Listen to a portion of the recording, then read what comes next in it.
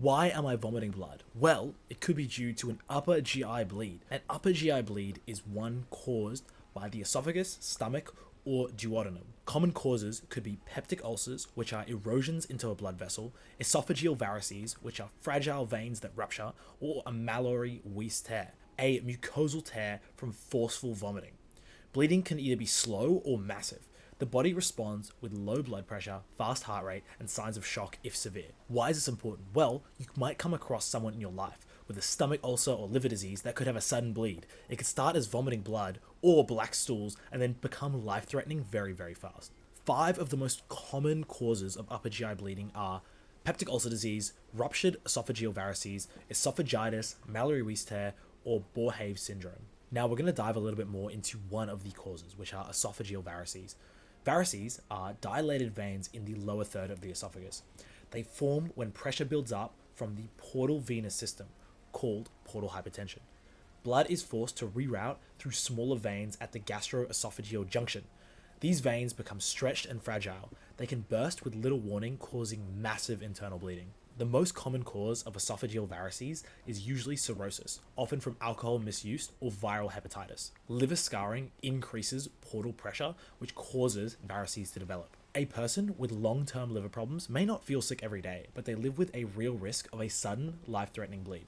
There is a 15% mortality rate, even with medical care.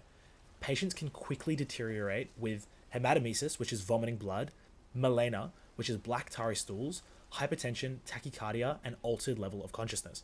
This is a time-critical emergency. Now we move on to peptic ulcer disease. Peptic ulcers are sores that erode through the stomach and duodenal wall. It can be caused by infection, chronic non-steroidal anti-inflammatory use such as ibuprofen, stress, or excess acid. The protective mucosal barrier is damaged, which causes acid to erode into deeper layers. This can hit a blood vessel and cause a bleed. Some symptoms of this could be epigastric pain, bloating or fullness, belching after meals, nausea or vomiting, and sometimes black stools. Someone with long-term heartburn or frequent ibuprofen use may slowly develop an ulcer without realizing it. Most importantly, if you come across events like this, they can be really scary, but it's important to know how to deal with it before emergency services come. You check airways, breathing, and circulation. You can anticipate airway issues as it is likely for blood to obstruct the airway. Paramedics will have suction ready to get rid of this blood. However, if they haven't showed up yet, if your patient is conscious, try to sit them upright so gravity can keep the stomach contents down, or if they're unconscious, put them in the recovery position so they don't choke. Secondly, paramedics will give high flow oxygen to support low hemoglobin. They'll also cannulate their patient, potentially on both sides, and initiate aggressive fluid resuscitation. You might see a clear bag as they'll start with crystalloid fluids and they'll move on to blood if needed or if available. This is one of those events where rapid transport is key and they'll be taken to a hospital with emergency endoscopy and surgical capabilities. They'll also likely pre-notify the hospital as it's a time-critical situation. Whilst you can't stop internal bleeding outside of the hospital, fast and skilled pre-hospital care can keep the patient alive until definitive treatment is available. So, to summarize once again, upper GI bleeding can come from ulcers, varices, or tears and can be life-threatening. Esophageal varices are caused by portal hypertension, often due to liver disease.